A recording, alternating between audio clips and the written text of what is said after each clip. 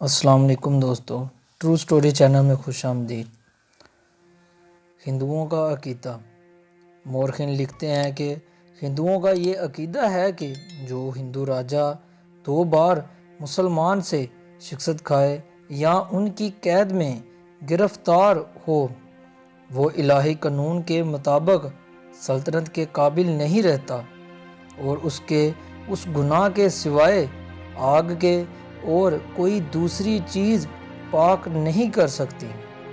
اس قاعدے کے مطابق چونکہ جے پال 2 مرتبہ محمود کے مقابلے میں شکست کھا چکا تھا، اس لیے اس نے اپنے بیٹے آنند پال کو اپنا ولی عہد مقرر کر کے اپنے کو جلتی ہوئی آگ میں ڈال دیا۔ محرم 393 ہجری میں محمود پھر سیستان گیا اور اس مرتبہ حنیف بن قیس کو اپنے ساتھ غزنین لے آیا اور تھوڑے دنوں کے بعد ہندوستان کی فتح کا سودا پھر محمود کے سر میں سمایا۔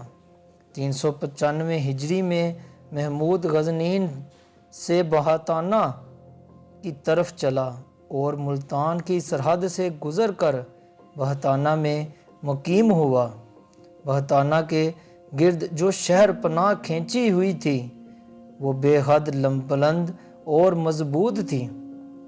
اس کے گرد ایک خندق تھی جس کی اتھاہ کا پتہ نہ تھا۔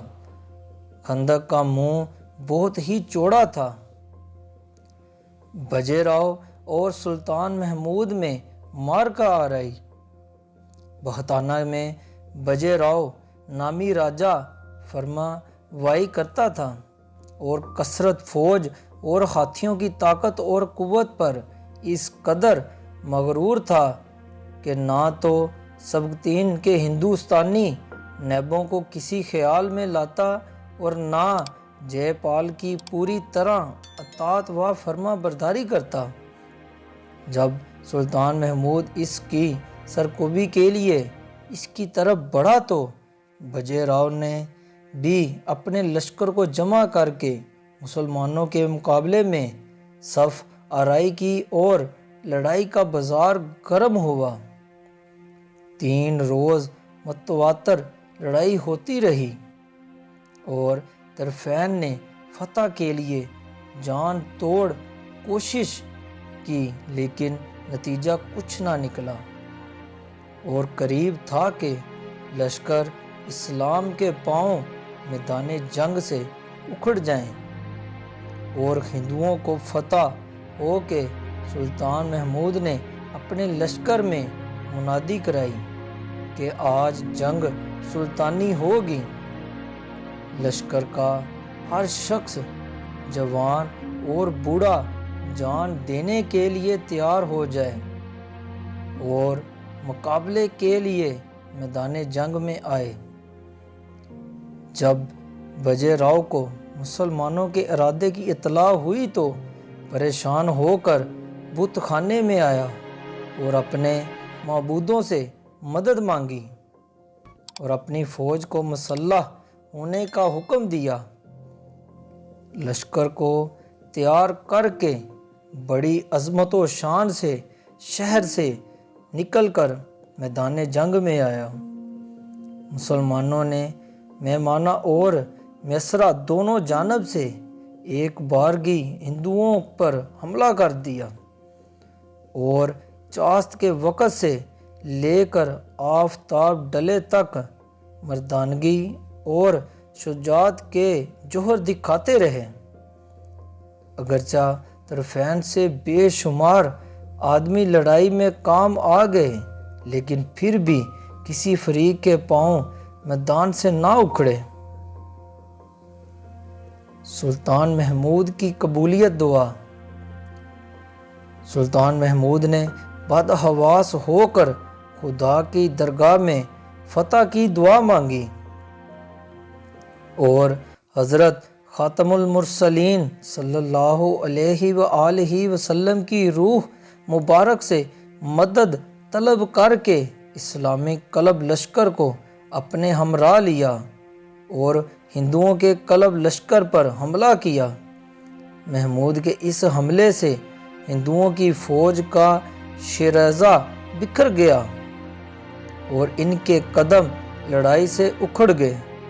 راجہ بجے راؤ اپنا فراری لشکر لے کر قلعے میں پناہ گزین ہوا اور محمود نے اس قلعے کا محاصرہ کر کے خندق کو پاٹنے کا حکم دیا۔ جب خندق تقریباً پٹ گئی اور بجے راؤ نے دیکھا کہ اب حریف کے ہاتھ سے چھٹکارا محال ہے تو بدحواسی کے عالم میں لشکر کو محمود کے مقابلے میں چھوڑ کر خود اپنے خاص ندیموں کے ہمراہ قلعے سے بھاگ گیا اور سندھ کے ایک جنگل میں جا چھپا۔ محمود کو اس واقعے کی خبر ہوئی تو اس نے لشکر اسلام کا ایک دستہ بجے راؤ کے تعاقب میں روانہ کیا۔ ان مسلمان بہادروں نے جا کر اسے چاروں طرف سے گھیرا کہ بجے راؤ کو سوائے جان دینے کے اور کوئی چارہ کار نظر نہ آیا اور اس نے بدحواسی کے عالم میں اپنے ہاتھ سے خنجر اپنے سینے میں بھونک لیا۔ مسلمان سپاہیوں نے اس کا سر کاٹ کر محمود کے پاس روانہ کیا اور اس کے ہمراہیوں کو تلوار کے گھاٹ اتارا اور اس فتح میں 280 ہاتھی اور دیگر بیش قیمت چیزیں مال غنیمت ہاتھ آئیں اور بہتانہ مع اپنے مضافات کے اسلامی مملکت میں شامل ہو گیا۔ سلطان محمود اس فتح کے بعد غزنین واپس گیا۔